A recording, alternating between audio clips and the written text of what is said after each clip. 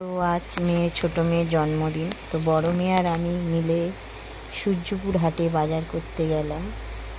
প্রথমে একটু বাজারে ঘুরে নিলাম। মাছ মাংস দুটোই কেনা হয়েছে।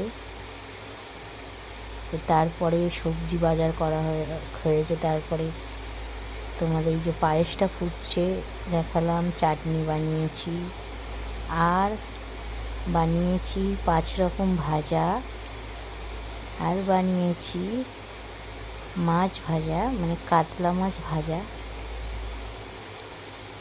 আর বানিয়েছি মাংস মানে কাই কাই, আর ভেলি গুড় দিয়ে পায়েসটা বানালাম, যেহেতু নতুন গুড়ের পায়েস।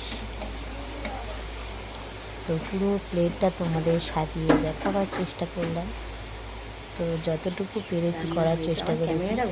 সব ভাত বাড়া রয়েছে আমাদের 4 জন, মানে জামাই, মেয়ে, বড় মেয়ে, ছোটো মেয়ে খাচ্ছে, যার জন্মদিন। আর আমাদের 3 জনের ভাত বাড়াই রয়েছে। এদের খাবার খুব কম, তাও যতটুকু পারলাম করলাম। সন্ধেবেলায় কেক, পায়েস, মিষ্টি, লুচি হবে, সবাইকে বলা।